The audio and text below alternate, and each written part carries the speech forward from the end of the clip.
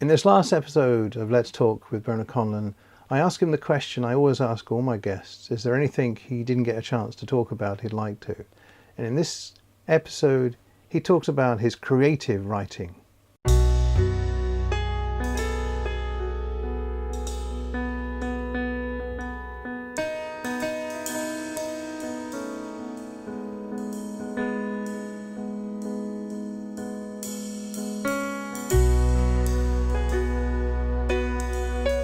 My last question usually to everybody is there anything that I didn't give you an opportunity to say that you'd like to talk about? Well, I'm now at a stage where I'm reflecting on what I've done, and I've always had an interest in culture and the creative as well.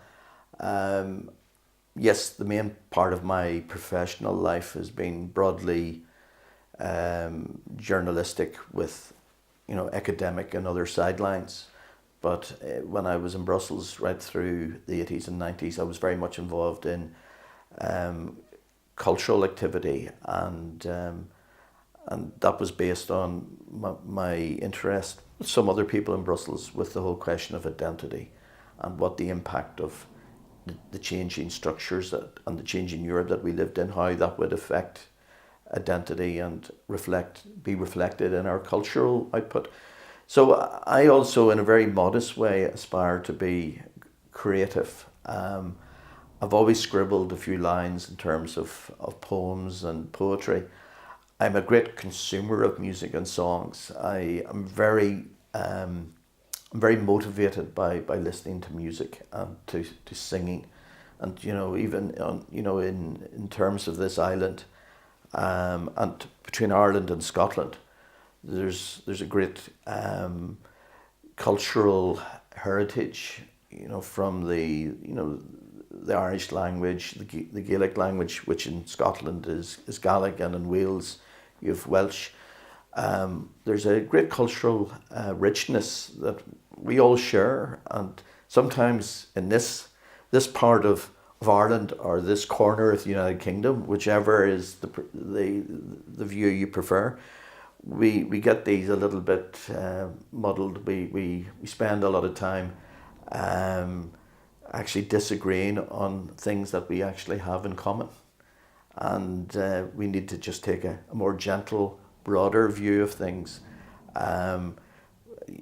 So I would like to be able to do a little bit of writing and reflect in a creative way on what I've seen and what I've done, both just on a personal level, on a political level.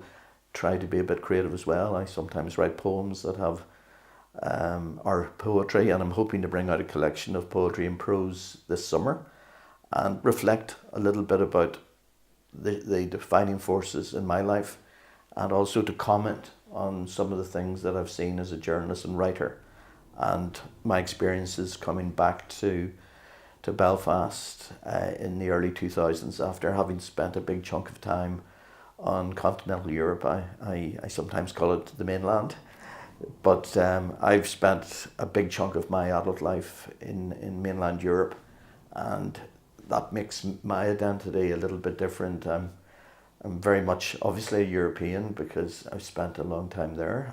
So if I may, I was involved in a children's art project one time called Kids Guernica, and it's an international art project. And a friend of mine, the late Dr. Hatto Fisher, who I knew in Brussels, he got me involved in the Kids Guernica project, and it meant getting young people to produce a painting the same size as Picasso's Guernica. And after going to Athens to a conference that Hatto invited me to, I came back to Belfast and got a painting done while I was working with the community sector in Belfast. And I've written a reflective little poem about that. So if I may, yes, I'll read that. Yeah.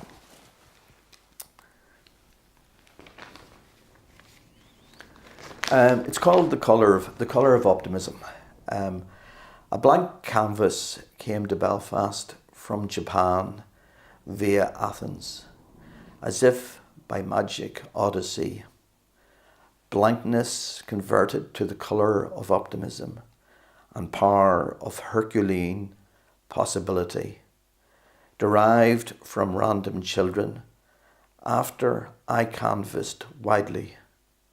A solitary, seasoned teacher led a group of girls with novice minds and aspiration to see the big picture, to weave tangible uniqueness that will outlive our mortal minds. Lovely. I think that's a very positive way to end today's interview. So, Bernard, Conlon. Thank you, George. Thank you very much for coming to see me. Great pleasure coming down to Newry and South Armagh to be here today. It's been lovely having a chance to say a few words. Thank you. Thank you. Thanks very much.